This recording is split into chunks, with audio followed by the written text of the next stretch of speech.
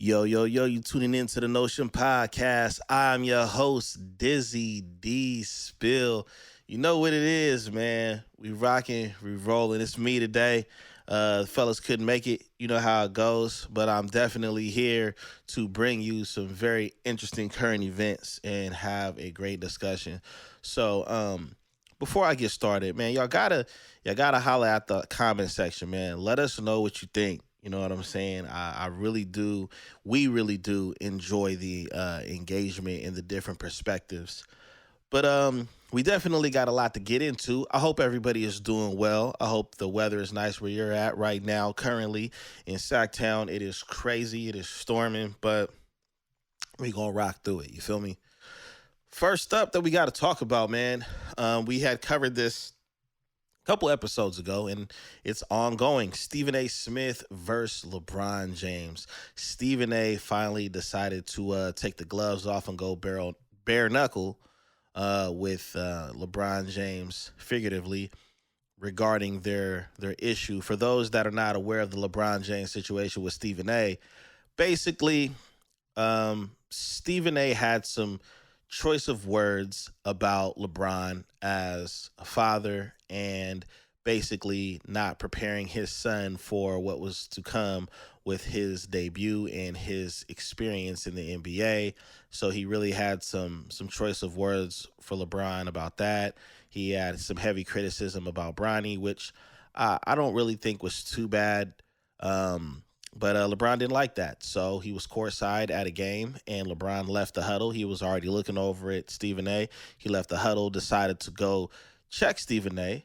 We know that LeBron's a big fella. Stephen A. is a very small fella and a very old fella, right?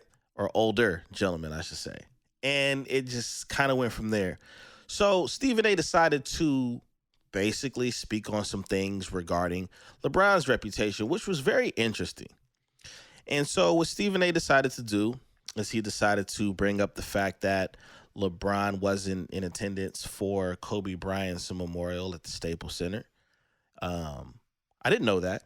I just assumed everybody was there from the footage and how emotional things were that day.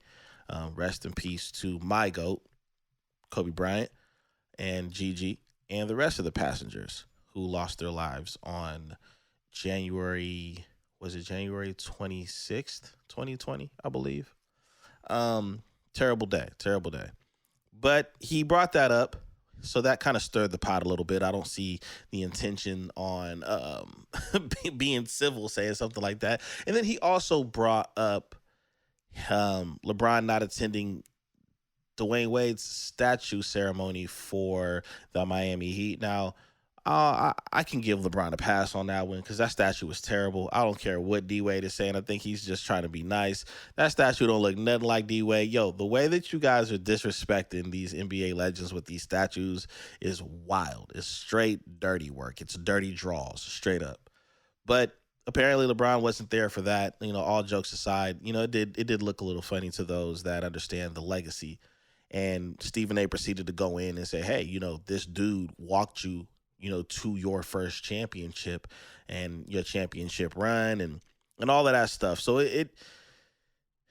he's I don't want to say he's going below the belt, but I think he's really, really going for the jugular on that one. And for those that, because the people that are LeBron haters will say are going to jump all over this. Me personally, I was never crazy about LeBron prior to coming to the Lakers. Him seeing that dynamic with Kobe was pretty dope once Kobe retired. And even that was brought up. It was brought up that, they really didn't have that relationship until he got to LA. And I think those were LeBron's words on the Pat McAfee show, where he basically was like, I didn't have a relationship with Kobe until the not when he got to LA, when he got to the Olympic team. Got to the Olympic team, they had a little bit more of a rapport, and then when he got to LA, it was all love, it was a brotherhood, and then unfortunately, Kobe tragically passed away. And if anybody knows anything about Kobe, anybody that's a diehard Kobe fan, The only real rapport I'll say that Kobe had with really any player initially was Jordan. Jordan was somebody he looked up to. I mean, he had relationships with other players, but there was definitely a big brother, little brother relationship between Jordan and Kobe. Everyone else, he felt more like he was you were lunch meat. I'm here to annihilate you, on that basketball court. And then, it seemed like he lightened up a little bit more towards the later years, but that's just Kobe. Now, the thing is with the LeBron situation, that I feel like it was a cheap shot what Stephen A did a little bit, but I feel like they're both giving each other cheap shots. Now, let's talk about LeBron for a minute. And for those that know me personally, it's like, okay, here we go. For those that I talk to about sports and the Kobe Jordan, the Kobe LeBron argument and stuff like that, you probably think you know what I'm about to say, but I'm probably gonna throw you off. LeBron James is a phenomenal basketball player. We know this, guys. We know this. He is one of the GOATs in different facets than what people talk about. Now, we know his losing record in the finals does help add a asterisk to his name. We know that. Certain things that he's done in his career, people would add that asterisk to his name. We know that. But this is the only player we've seen that can play all 5 positions with no problem. This dude has incredible longevity as far as how long he's played in the NBA. He definitely deserves to be one of the GOATs. I don't think there is going to always be one GOAT of a conversation, but there is right now, and that is Michael Jeffrey Jordan. And I'm a Kobe Bryant fan saying that. It's just what that man has done for the game, it can't go unnoticed. And that's just influence alone. But LeBron has done some phenomenal things. We are seeing a lot of history right now. There will be people that speak on LeBron negatively right now that will change their mind, just like they did with Kobe, just like they did with Jordan, just like they did with people that were annihilating your team year after year. They're going to do the same thing about LeBron. LeBron is no pushover as far as in what he's done for the game of basketball. However, my critique towards LeBron James is, the helicopter parenting with Bronny in the NBA, it's a little bit of a weak approach. And the reason why I believe that is simply because what a lot of sports fans don't realize, and what a lot of people fail to realize in general, is LeBron, the only difference between LeBron and most of these other athletes that came before him is he's actually playing in the league with his son. Carmelo Anthony's son will probably go to the NBA. Doug Christie's son played. I don't know if these guys' kids are in the NBA, but I've seen them in an NBA jersey. Doug Christie's son played in the NBA. Gary Payton's son played in the NBA and I believe has a title with the Warriors. Kenyon Martin's son plays in the NBA. A lot of these guys that we watched, us older millennials watched in high school, their children are in the NBA. And you're not seeing their dad going at Stephen A., going at Skip Bayless, going at Chuck and Shaq and all of these guys about their critique. It comes with the job. It's just like being a podcaster or an influencer. People are going to come for you in the comment section. People are going to support you in the comment section. You have to take the good with the bad if you are going to be some form of a public figure or a micro public figure, however you want to look at it. So the check-in Stephen A. and check-in analysts and stuff like that. Now, I get when athletes want to check analysts because of something they said about them or something that's untrue.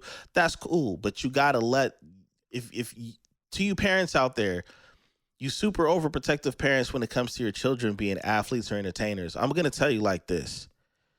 You have to let them figure out how to handle business too, because you're not always going to be around. You're not. That's just the harsh reality of this thing called life. You're not always going to be around. So the way LeBron is handling it or started this situation with Stephen A., it's a weak approach to me with somebody so big. I think there's so many different ways to clap back at Stephen A. Smith with the type of accolades, the type of connections, and the type of platform that LeBron James have. So I would have expected a little bit better because of the different resources and the different creative ways LeBron could have went about it to show Stephen A. to shut up. You know what I mean? With Stephen A, he's just doing what he's doing. He's going to keep doing what he's doing. He's going to keep, if he knows he got you, he going to stick that thumb right in that wound and twist it and get you to react even more. That's what he's paid the millions of dollars to do. Now, his takes aren't always 100% like any other analyst, but that's what he does. Do I think the whole bringing Kobe Bryant up was tasteless? Yeah, man. We all are still very, very sad about Kobe, man. So to bring Kobe's passing up as a supporting argument as far as in LeBron's jealousy or insecurity, I thought that was a little trash. I thought, Stephen A, bro, you could have just kept it at the D Wade, and you could have, if you're going to mention Kobe, you could have mentioned Kobe in a different light, but to say that he didn't pull up to the memorial, you don't know what that man had going on that day. I remember when the Seahawks won the championship of the Super Bowl, and Marshawn Lynch didn't show up to the White House, and they made that a big deal. But little did people know, I believe Marshawn Lynch had things going on personally at that time.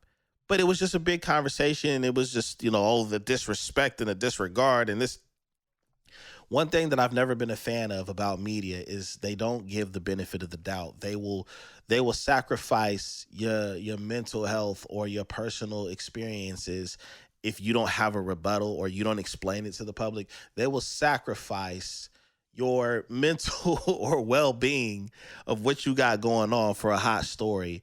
And then when they're corrected, or when you find out that all the stuff that they're promoting isn't true, nobody comes back and says, hey, let me correct myself about such and such. Or, hey, I just want to put out a public apology. I was wrong. I said this publicly, so I'm apologize publicly. Nobody does that. And that's weak. That's a weak move. The most unfortunate thing, and I've said this before, I think it was the episode where we first started talking about the Stephen A. Smith situation with LeBron. Again, the thing that I don't like about it the most is how these are two very successful, very well-known brothers at each other's throat over opinions and criticism, and it's gotten personal. And it seems like it's not even really about sports anymore, or it's about how LeBron's playing and how he's being critiqued. Is getting personal. And that right there, that's what makes it a little tasteless. I mean, people may love it. Content creators and podcasters and people doing reviews may love it. But for me, it's getting played out. I hope there's a better understanding. I don't see it happening because it's just gotten too messy. But that's my personal take on it. And while we are on the subject of sports, definitely got to talk about Cam Whitmore's controversial Instagram post. This one, I felt like it was a good topic because it correlates to what a lot of things are being talked about on social media and YouTube, and mainly you'll see. So Cam posts a IG post. Let me see. Grab my iPad. So Cam says in the post he has two women with him. Look like they're on some groupie stuff. They definitely had on some fits that said, come holla at me right now. And he makes a post, and the caption within the story post on Instagram says, don't remember this at all. Yams was great to me on the next. And then he also captions, a man with money hashtag doesn't have to provide or protect. Oh, I know that was controversial. I know they not going to like it. Well, in my opinion, what do I think he means? What does that mean? I'm going to take a guess. And first of all, I think it's a bold statement. He's a young man, young athlete. And when you're young and you're making all of this money, this brother, I believe, plays for the Rockets. When you're making all of that money as a young athlete, and it's probably the most money you've ever seen, the most money anybody close to you has ever seen, I can only imagine you probably have a sense of power. I know some people that went professional on a personal level. I know some people that are famous on a personal. I know them on a personal level prior to the professionalism and somewhat fame. And I can only imagine with these guys or anyone else, not only how much power you may feel, how much wealth, how much money you're seeing and obtaining, but also the type of pressure that may come your way. Now with Cam, it definitely seemed like a trolling post. And if he was trolling, it worked because there was so many women. You'll see when the money runs out, and I, I don't like when people kind of like, I don't want to say they like dry wish negativity on you because you struck a chord, you know. And for me, I just believe that people gonna talk how they talk, they gonna act how they act, and I am not one to wish anything bad. A lot of times I may say some stuff to myself like, man, they better hope that dot dot dot dot dot, because that's a very bold statement. But what I think he meant, well, this is what I got from the post. When he said a man with money does not have to provide and protect, I took that as, well, if you're a single man and you got a lot of money and you have a lot of resources, you don't have to protect and provide for one woman, because you don't have to stay with one woman and you don't have to commit to that one woman, because these women are throwing themselves at you, and you do your business with them and you go about your day and they go about theirs. That's how I took that. And it forced me to think a little bit deeper. A lot of women, when they speak on protecting and providing, well, the providing part, we all know, the elephant in the room is about income and resources. And if you're able to take care of all of your necessities financially as well as hers. Now, the issue with that is there's only a certain amount of percentage of men that can actually do that financially to the degree that a lot of women expect it on. A lot of women expect a nice home, a nice car, the best schools, the best neighborhoods, the best of the best, or at least beyond average. And the truth is the economy and stats don't reflect that for most men. Now, because there's been so many women speaking on this, I thought this was a very unique thing, because I think women need to pay attention to, look at how these men are talking that you guys are basing. These are your paradigm examples of what you want, right? A lot of you women want these men that, super tall, youthful, got a lot of energy, got a lot of exposure, has all the money, all the resources. But look at how a lot of them think. Here's what they think about you. That's an inside joke for y'all Ice Cube listeners.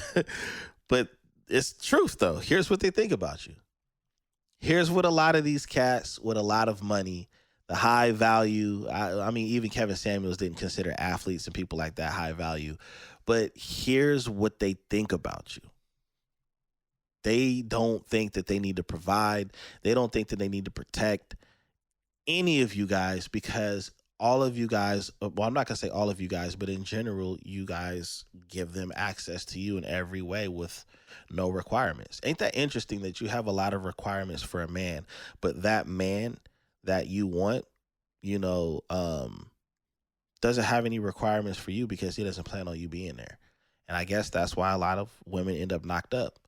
But I hope, I know for fellas, we're sitting back and we're laughing like, hey, that's just what it is, But I think that speaks volumes to women that have this checklist of what they think a man should have. And my advice, and you can take it or leave it, but there's a woman out there that got my attention, right? My advice is, when you women have these standards and these goals, and you're saying that this man has to look like this, this man has to make this type of money, even though he has to have the potential.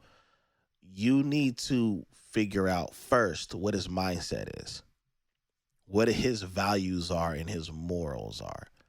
Because there's plenty of men out there that can protect and that can provide, and they will protect and they will provide, and they do have all the resources and they have everything that you can paint on that canvas of what your dream man is, and he still doesn't have good morals. He still won't respect you. He'll sleep with your best friend or your sister in a heartbeat. He'll put his hands on you. And then now the conversation is how men are. Nope. The conversation is how those men are that you choose. So when I look at this young brother Cam and what he said, to me, I laughed because, I mean, the proof is in the pudding. He's not the only one in his tax bracket in higher or lower that think like that and feel that way. If you don't believe me, just look on social media. Look at your favorite whoever. Look at your ideal men, and you tell me if they're married. You tell me if they are committed to one woman and if they have a nice family, their children and things like that. Tell me how many examples you see that will give you the indication that there's plenty out there. Listen to these people when they tell you how they feel about you, because here's what they think about you. Okay? I just thought it was funny. But again, I definitely took that like, hey, man, I don't have to protect and I don't have to provide nothing. I can have whatever I want, whoever I want, whenever I want, because I got money and I'm an athlete. And you know what? Rappers feel the same way. You know what? Guys that work a 9-to-5 but make a lot of money feel the same way. These men that understand that you guys are basing yourself, if you guys are basing the bid off of materialism, you're going to lose every single time. When I'm talking to the women, you're going to lose this argument every single time. You are no longer the prize. If you run into a man that checks every single box on your list, you are no longer the prize at this point, because now he's looking at you like, now why do I need you? That's what these athletes. Now, some of these young athletes are going to, they might be a little bit stupid, and they'll let some of these older women finesse them like you've seen. And I ain't going to say no names, but y'all know who I'm talking about. Some of y'all women know who I'm talking about too. Some of these young athletes is getting finessed by these older chicks because they done put that old school on them, and they done finessed them. They done swived them in a way, so now they got a baby with them and stuff. But what I'm saying is those guys that check all the boxes on your list, now what boxes do you check on their list? Pay attention. I'm just saying. Funny post, man. Very, very, very, very, very, very, very, very funny post. But getting right into it, something that we didn't get a chance to talk about with the fellas. I'm kind of mad that, it's just me with it. But you know what? Maybe it was destined to go this way. For y'all that don't know, Big U, Luce Cannon, and Bricc Babby of the No Jumper podcast have all basically been indicted on a RICO charge. Now, this is big. I don't want to get too much into it because, I do understand we have some listeners that probably don't know who these individuals are, but I'm going to highlight one person that I am directly connected to with this situation that I haven't really spoke on a lot, but I'll speak on it now. Big U basically is a big dog when it comes to the Crips out there in LA. He is basically like the final boss Crip. All right. He makes a lot of things happen. There's been a lot of rumors attached to his name, but there's also been some positive statements attached to his name. And, he's done some things for the community. He's been involved with the music scene, but he's also had a reputation that he's allegedly, what's the word I want to look for? I don't want to say, well, I know he's being charged with embezzlement, but he's basically, there's a word I can't think of the word right now, man. But basically, he's been extorting. There we go. He has had a reputation of allegedly extorting artists when they come to LA for protection and things of that nature. So I think that might be involved in the RICO. But that's basically sums up Big U. He's been on Breakfast Club interviews, promoting more positive things that he has been claiming to do in LA. He definitely did a last IG, which was seemed a little incriminating by doing that. But when he was on his way to turn himself in, he basically did like an IG live, like a 10-minute video talking about certain things. And this might be my last video for a long time. That sounded like a confession. I don't know if that was the best idea, but that was Big U. Luce Cannon is basically, the name speaks for itself. He has definitely been a Luce Cannon all over social media. If you was a woman that messed with him and you was hoping that he would kiss and not tell, he's telling. He's a Luce Cannon. Him and Bricc Babby has some issues and things of that nature throughout podcasting and stuff like that, because that's been like the new phenomenon over the past few years. A lot of gang-related people have now got on platforms talking street politics and who's who and who's real and who's not. And it's worked for some people and it's hurting some people. So Luce Cannon has allegedly had a past relationship with Shawnee O'Neal, and he exposed whatever they had going on and how he had her spending money. It was a big, crazy mess. But he's been directly connected to Wack 100. Now, the last person, Bricc Babby, that was involved, he was directly connected to Nipsey Hussle, as well as Big U. Big U and Nipsey had a history and had also a falling out as well. But yeah, the thing with Bricc Babby is, they're all Crips, by the way. All of them are Crips from different sets, things of that nature. And so Bricc Babby got pulled into it too. I guess there's some things that are having his name thrown around. I've seen some interviews where some things he brought up were I felt was a little risky in how he was saying it. Some of the things he was saying was out of frustration and emotion. Now, Bricc Babby is a very interesting case because I actually am connected to Bricc Babby. Me and him went to school together. We went to a black boarding school together back in the day. I felt like I met him at a time where he was just getting into music. So if I could find the CD around here, me and him did a couple songs together. We rapped over the Ice Cube "Today Was a Good Day" beat. He went by the Mangler back then. And to keep it 100, even back then he was still claiming 60 Crip. Short story. I started listening to Nipsey Hussle because of Bricc Babby. At the time, he was not Bricc Babby. For those of us that knew him and went to school with him and was cool with him, he, we called him Zai, short for his government name. Y'all can go look that up. I ain't gonna give y'all the information. And he was a solid dude. Dude was smart. Dude was talented, and dude was really serious about that cripping, straight up. So seeing him blow up and seeing him, get out of county after the stuff he was dealing with, seeing him connected with so many different people like Kid Ink and YSL and stuff like that, it was kind of like, yo, you watching your homie on the sidelines. I haven't talked to bruh in a long time. It's been some many, many, many years, probably since back then.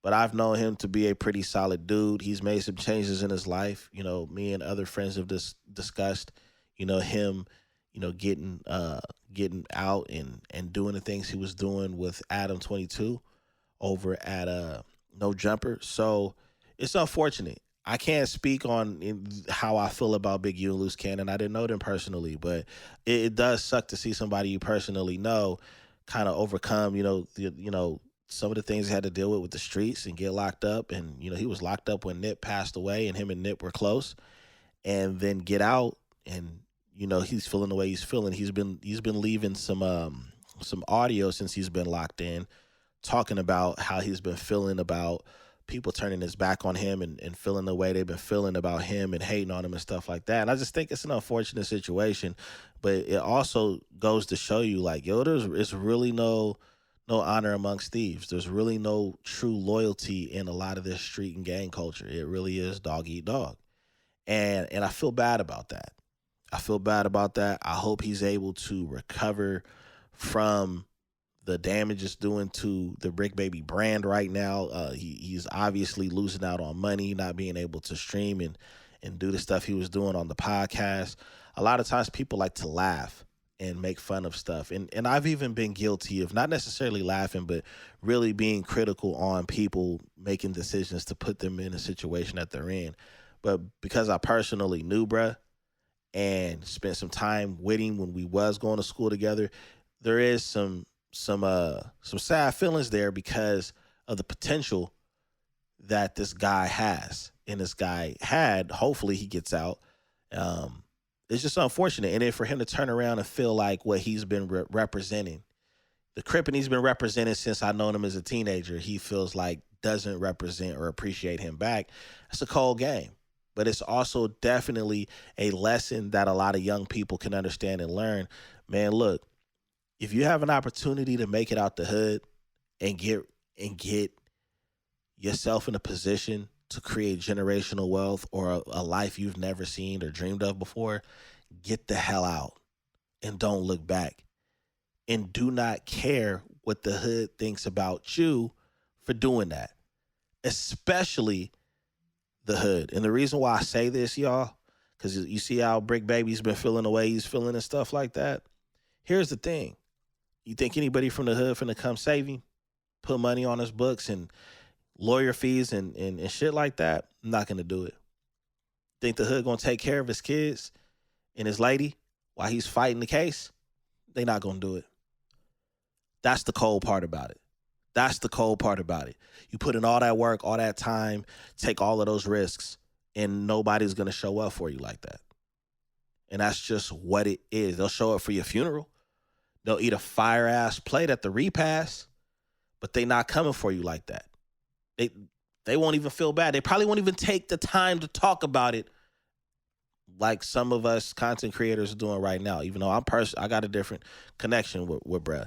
So, Bricc Babby, keep your head up, dog. Man, people got to fly straight. You know, that crime does not pay. The streets do not pay. Gangs do not pay. Gangs, it's not like that, man. It's the lamest shit you can do in this day and age because there's no ROI on gang banging and repping your hood. There's not. So, younger people, you know, call me old. Take it for yourself. Listen, you know, take it for yourself, man. But you're seeing so many examples of people getting locked down. Dirk is locked up, fighting, I believe, a RICO. So just look at the examples. Look at the examples of how these names are so big and how they're being locked down. And look at the people that aren't here anymore trying to represent something that would never represent you. And believe this, too. Let me say this in closing about this topic. Believe this. When you are making it out and those people want to feel a type of way about you for making it out because you didn't come back, you didn't give back, imagine if those people were in your shoes. Do you think they would come back and do the same thing? No. And then look at the people that tried, like Nipsey Hussle. Nipsey Hussle tried to do things for the hood, and because it was bigger than the hood, they took him down. They took him out.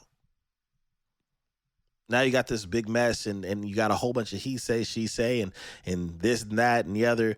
And Black Sam is without a brother. His 2 children are without a father. Lauren London probably ain't been the same since over some nonsense. So I just take that, man, and like I said, man, keep your head up, Bricc. To you younger people out there that think this shit is cool and that it's gonna pay off, it won't. It's a promise. I don't usually bet when I'm gonna win, but I'll bet on that. You don't win. You don't win in the end. Anyways, man, something that I definitely thought was funny. Erykah Badu. Ah, man, a legend. Definitely a legend in so many ways. Erykah Badu decided, I believe this was at the Billboard Awards, decided to wear a BBL suit. So she had on this gigantic suit where the yams was super yamming and hamming, and she was singing. I'll try to find the footage and add it to the visuals of this, singing and twerking and everything else in the BBL fit.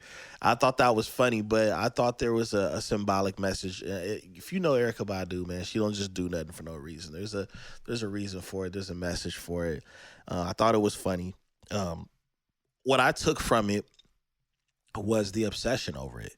And I remember when it was more so just like entertainers and artists first doing it, you know, Little Kim and Nicki Minaj and now Cardi B, and that was a thing, I think, more so for them. It helped their brand, it helped their image, helped them perpetuate whatever message that they're putting in the music. And then it got out of hand to where like everybody's getting it. Everybody's going, they're desperate. They're going to doctors that are just off the chain and don't necessarily know what they're doing, because there's more BBLs that look terrible than there are ones that look good.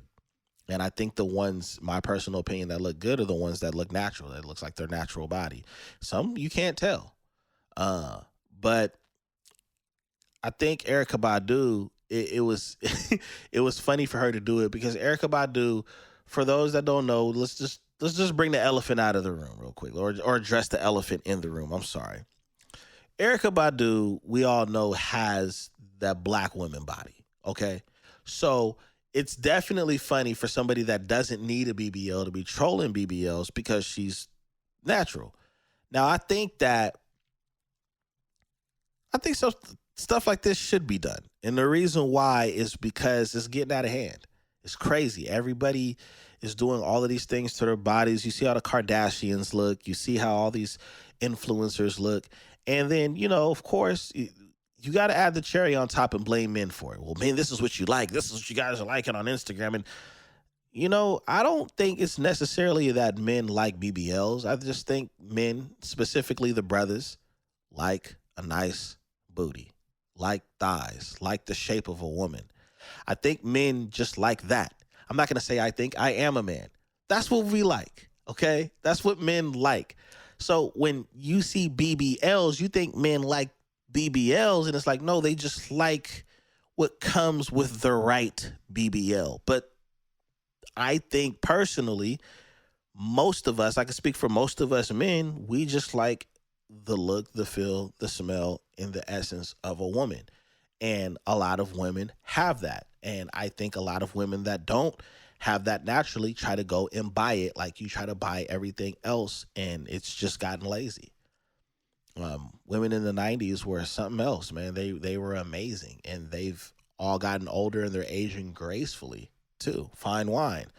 But I definitely applaud Erykah Badu's comedic way of doing it, because I think it's getting played out. I think even women are getting tired of it. I think a lot of natural women, or hell, even women that got the work done, I think they're just getting tired of it, because it just adds to what's already happening with women being sexualized. And I think that's the bigger message. There's too many women. You guys already have been sexualized from magazines to music. That's not a lie. I'm not going to sit up here. I would never try to gaslight the women on that. Women have definitely been sexualized in every way. And I understand, they've done things to get their foot in the door and stuff like that, but that's where selling your soul comes from. Women have the power to shut it down if they allow themselves to do that. So shout out to Erykah Badu. I think it was funny. I don't know if there needs to be a BBL conversation or women enhancing their body conversation. I think that would be a better conversation for women. But if women did want to know our take or my take, go ahead, leave a comment. Let us know. I'll definitely give my honest opinion. But I think that's more of a conversation for women. That's why I thought it was funny, and it was dope that a woman like Erykah Badu did what she did. So shout out to you, Erykah Badu, the queen. Like I said, I thought that was funny. I basically wanted to close with something that I felt was very bold from a specific individual by the name of Chelsea Handler. Chelsea Handler had some things to say about who she is and what men prefer from her. Yeah, basically what they prefer from her, and I guess she was mainly making the point of what black men felt. So let me, I'll see if I can pull up the audio.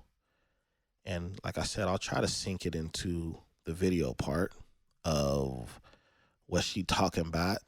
But this is what Chelsea Handler had to, hold up, wait, let me see. All right, let's go.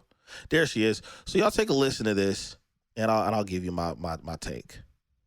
Black men in general, and this is a generalization, seem to appreciate women like me more than white men.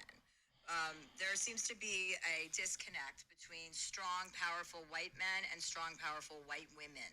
There feels like I'm a lot of woman. I say what I want to say, I do what I want to do, and that for some reason threatens a lot of men. There's a certain type of men that don't like that. They think I'm too loud or I'm too crass but I'm just acting like a man.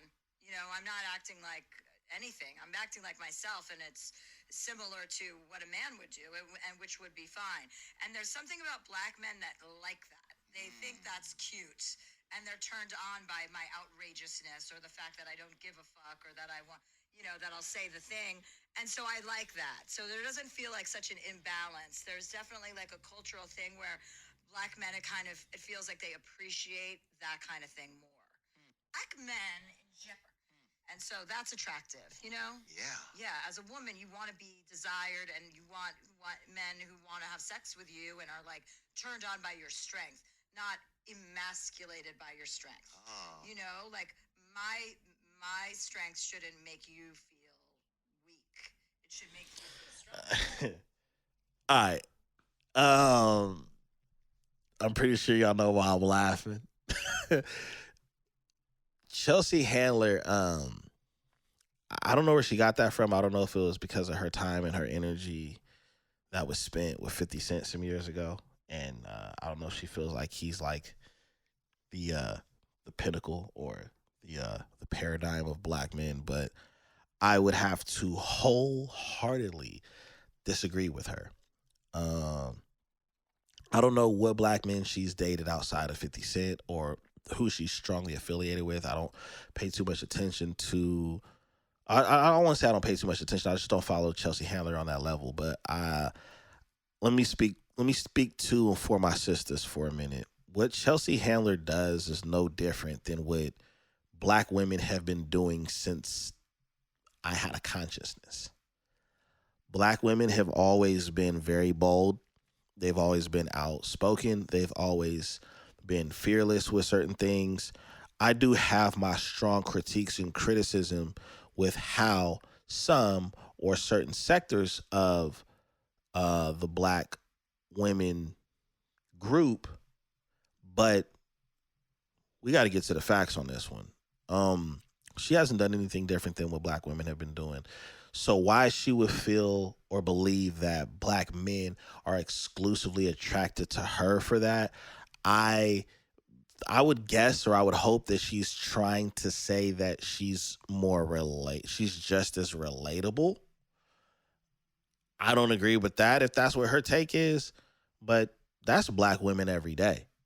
That's black. That's a single black mom that has to figure out a way every day. That's a married black woman that makes sure her house is in order, make sure her kids are mindful, make sure her husband is on point, so that the whole family unit is doing well. So I didn't see anything special in what she said that made it to where it's exclusive. Now, I will say that she brought up how white men um, take it differently with her being brash and her being masculine more than black men. I don't necessarily know about that. I just think that they just don't tolerate it.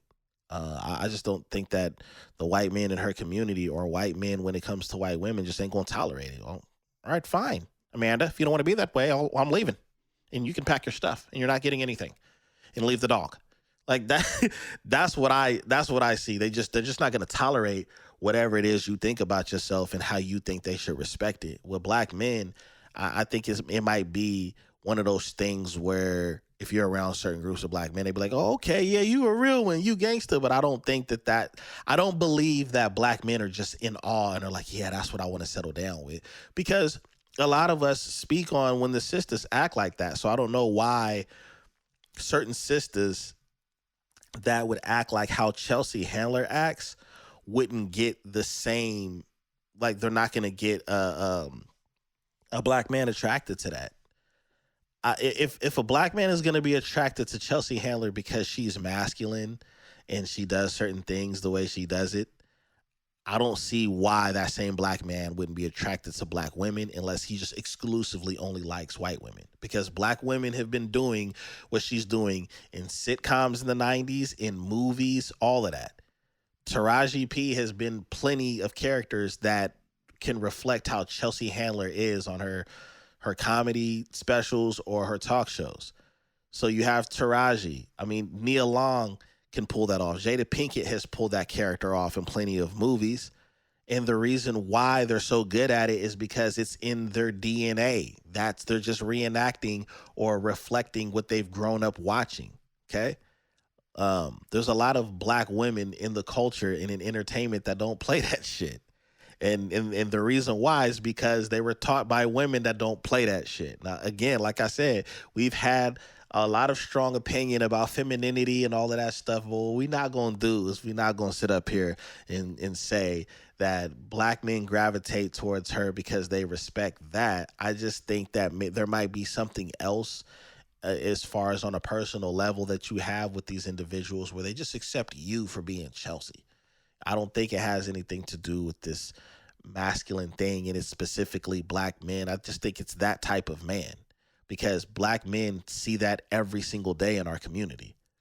A lot of black women have stood up and been at the forefront of a lot of movements, or they've picked up where the brothers have stumbled at to try to keep the movement going and the progression going in our community. So I wasn't really feeling that. And I think I wasn't feeling it personally because she made it a black man thing. You know what I'm saying? I think that's what was really challenging to me about it. Like, don't just say men. Just say, there's a lot of black men, there's a lot of certain white men or whatever the case is. But when you exclusively say black men like that, now you're putting us in a position to where now we got to argue with these sisters that have the same energy as you. Because like, look how you got the white girls feeling. And it's like, nah. So I'm going to shut that down. And I'm shutting it down not because I don't want the sisters to come for the brothers, but I'm just calling the facts. I've dealt with women in my past prior to being married that were assertive and had an opinion and all of these different things. And I just looked at it like, well, that's just part of our community. That's just how the women are. Like, you're not exclusive, or we don't have this exclusive attraction to you. I will not agree with that. I will not agree that black women or black men have this exclusive attraction to Chelsea Handler or any white women for that matter because of how assertive and how masculine they are when we got that at the house. It's like growing up. Like, I want McDonald's. We got McDonald's at the house. We got hamburger patties. Like, that's not what it is. Ma'am, I'm sorry. I'm going to call that out. Now, maybe your anecdotal experiences with certain black men who were probably already attracted or only exclusively attracted to white women feel that way or felt that way, but it's nothing new, sweetheart. That's nothing new in our community. And I don't think that's why they like you or they're attracted to you. I think it's more or something totally different. Just my perspective on that. But y'all let me know what y'all think. Sisters, you let me know what you think. Brothers, you let me know what you think. Subscribers, thank you for subscribing. You let me know what you think. We finna go ahead and we finna get up out of here. Share your thoughts, share your opinions, share your feelings on these topics on the Notion Podcast. Let me know what you think about what Stephen A. Smith said in that drama with LeBron James. What do you think about Cam Whitmore and his comments? Chelsea Handler, what she's saying, you know what I'm saying? I don't know if she had some Hennessy before she did that interview, but let me know in the comments to share your thoughts on that, as well as the Bricc Babby thing, man, and the RICO case with Big U and Luce Cannon. Anyways, you've been tuning into the Notion Podcast. You know where to find us. Like, subscribe, turn notifications on at the bell. Until next time, peace.